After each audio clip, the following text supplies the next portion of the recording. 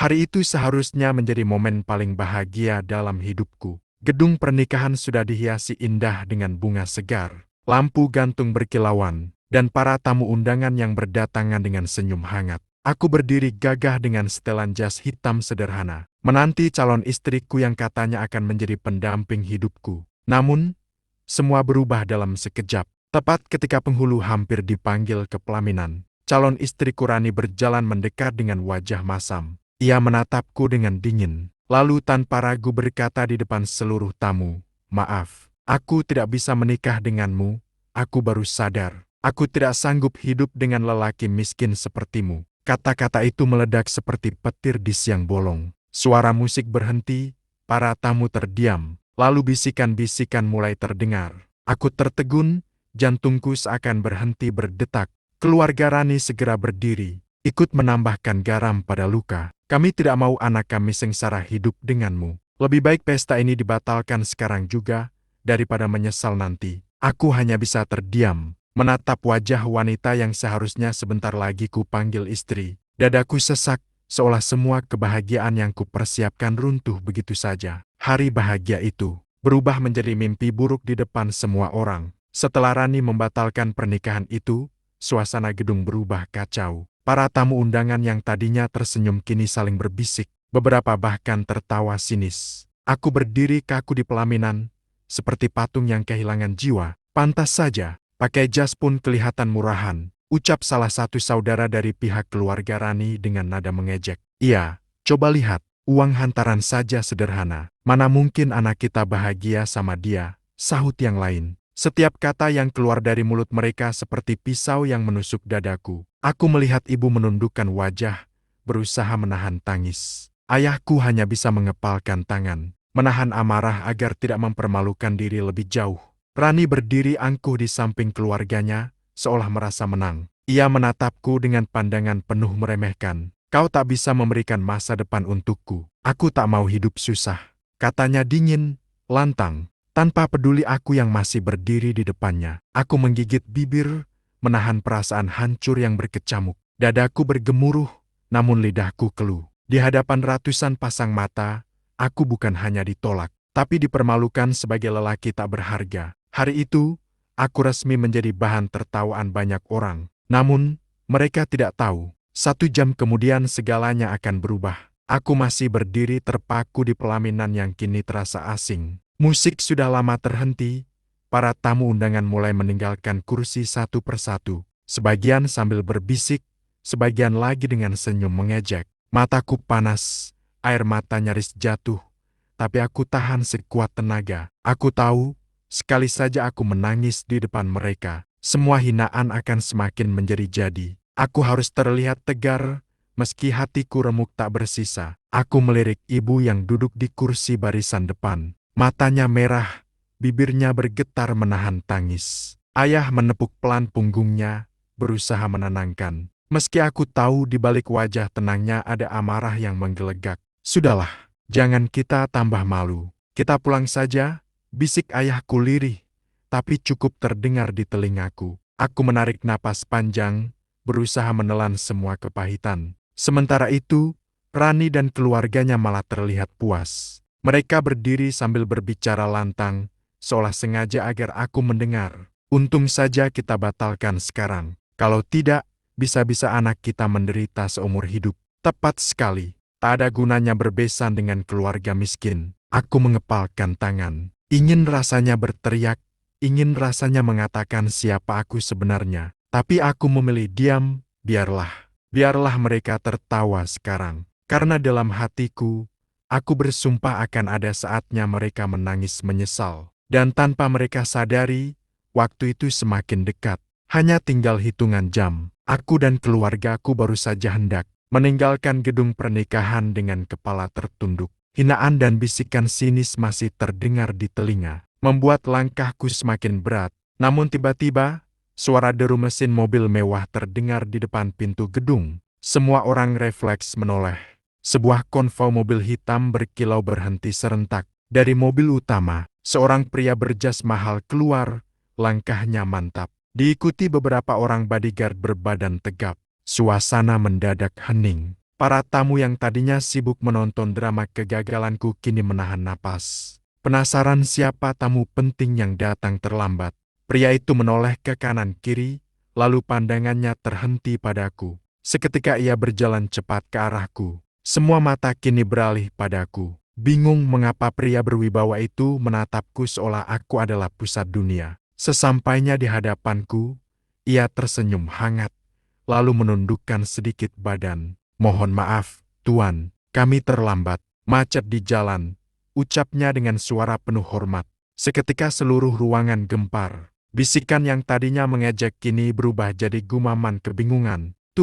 Tuan, kenapa dia memanggilnya begitu? Apa maksudnya?" Rani yang masih berdiri di pelaminan tampak pucat, matanya melebar tak percaya. Keluarganya menoleh ke arahku dengan wajah kebingungan dan mulai saling berbisik. Aku tersenyum tipis. Inilah awal dari perubahan besar yang akan membuat mereka menyesal seumur hidup. Semua mata masih tertuju padaku ketika pria berjas mahal itu berdiri tegak di sampingku. Dengan suara lantang yang bisa didengar seluruh ruangan, ia kembali berkata, "Sekali lagi mohon maaf, Tuan, karena kami terlambat menghadiri acara penting ini. Dewan Direksi perusahaan sudah menunggu instruksi Anda." Kata-kata itu seakan menggelegar di dalam gedung. Suasana yang tadinya penuh ejekan mendadak berubah hening mencekam. Para tamu saling menatap, mulut mereka ternganga, seolah tak percaya dengan apa yang baru saja didengar. "Tuan, perusahaan, apa maksudnya?" bisik salah satu tamu. "Jangan-jangan, dia itu bos besar," sahut yang lain dengan nada terkejut.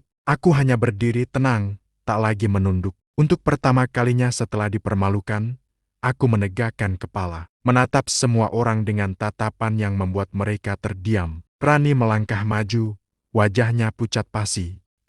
Kamu, siapa sebenarnya?" Suaranya bergetar, penuh ketakutan sekaligus penyesalan. Aku menoleh ke arahnya, tersenyum tipis. "Aku orang yang barusan kamu hina sebagai lelaki miskin. Dan sekarang, seluruh dunia akan tahu siapa yang sebenarnya salah menilai." Tubuh Rani melemas. Keluarganya saling pandang, wajah mereka berubah panik. Beberapa tamu yang tadinya ikut menertawakanku kini menunduk malu. Tak berani lagi berkomentar. Sapaan hormat itu telah membalikkan seluruh keadaan. Dari seorang lelaki miskin yang dipermalukan, kini aku berdiri sebagai sosok yang tak bisa diremehkan. Dan ini baru permulaan. Suasana gedung pernikahan yang tadinya gaduh kini berubah hening mencekam. Semua mata masih menatapku, menunggu penjelasan. Pria berjas mahal yang tadi memanggilku Tuan memberi isyarat. Lalu salah satu asistennya maju membawa sebuah map hitam tebal. "Asal semua tahu," ucap pria itu lantang, "Tuan yang berdiri di sini adalah pemilik saham terbesar di perusahaan kami,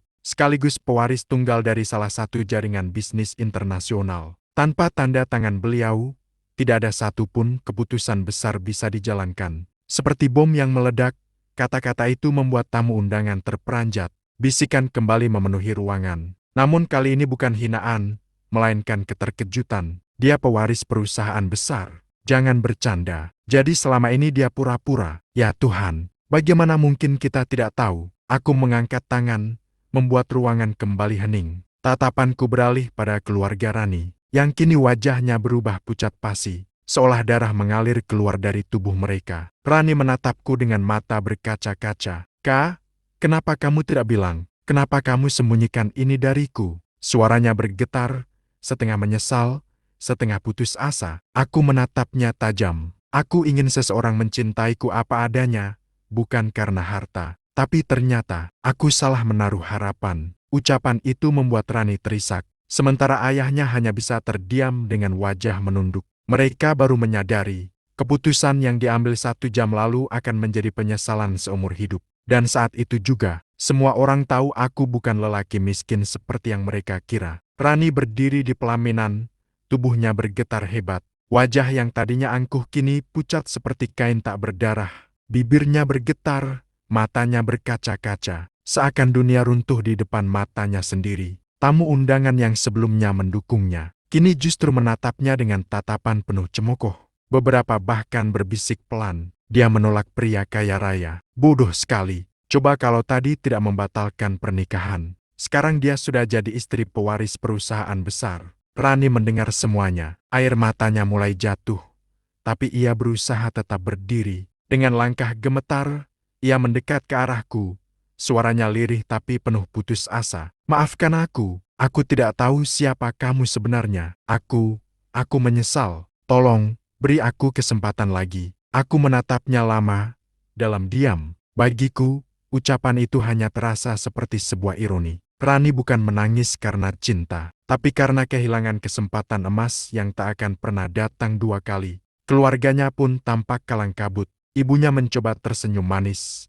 Suaranya bergetar. Kami salah menilai, Nak. Sebenarnya kami tidak pernah bermaksud menghina. Hanya khawatir masa depan anak kami. Aku tersenyum tipis, tapi senyum itu dingin. Masa depan, sayangnya. Masa depan yang kalian cari sudah hilang sejak kalian memilih menghina keluargaku. Rani menunduk, tubuhnya makin lemas. Kini, bukan aku yang dipermalukan di depan banyak orang tapi dia. Hari itu, wajah pucat seorang pengantin yang gagal menjadi istriku akan selalu aku ingat.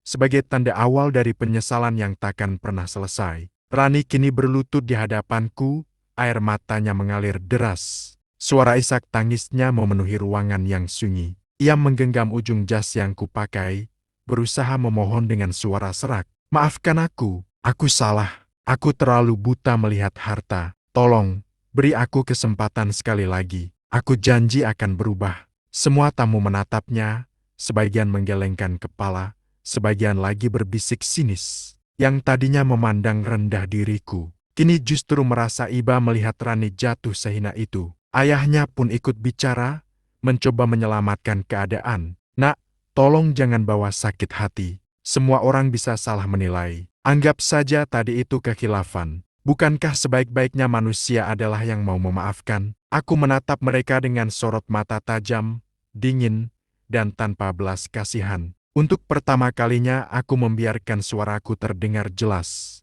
tegas, dan lantang. Kesalahan bisa dimaafkan, tapi pengkhianatan, itu takkan pernah kulupakan. Rani terisak makin keras, tubuhnya gemetar. Ia tahu pintu kesempatan sudah tertutup rapat. Semua orang di ruangan itu menyaksikan bagaimana keluarga yang tadinya sombong kini jatuh tersungkur di bawah kakinya sendiri. Aku melangkah mundur, melepaskan genggaman tangannya dari jas. "Kalian memilih menghinaku ketika aku tak berdaya, maka jangan harap aku akan meraih tangan kalian ketika aku berada di atas." Kata-kata itu membuat seluruh ruangan terdiam. Rani jatuh terduduk, menutupi wajahnya dengan kedua tangan. Sementara keluarganya hanya bisa menahan malu. Hari itu, penyesalan mereka resmi dimulai. Penyesalan yang takkan pernah kuterima, dan takkan pernah termaafkan. Aku berdiri tegak di tengah ruangan, dengan sorot mata yang tak lagi memandang ke bawah. Semua tamu kini menatapku dengan hormat, bahkan ada yang mulai menundukkan kepala. Pria berjas mahal di sampingku memberi isyarat pada bodyguard untuk menyiapkan jalan keluar. Aku menoleh sejenak ke arah Rani yang masih terduduk di lantai, menangis pilu. Wajahnya penuh penyesalan, namun semua itu sudah terlambat. "Aku datang padamu dengan tulus, ingin membangun hidup dari bawah.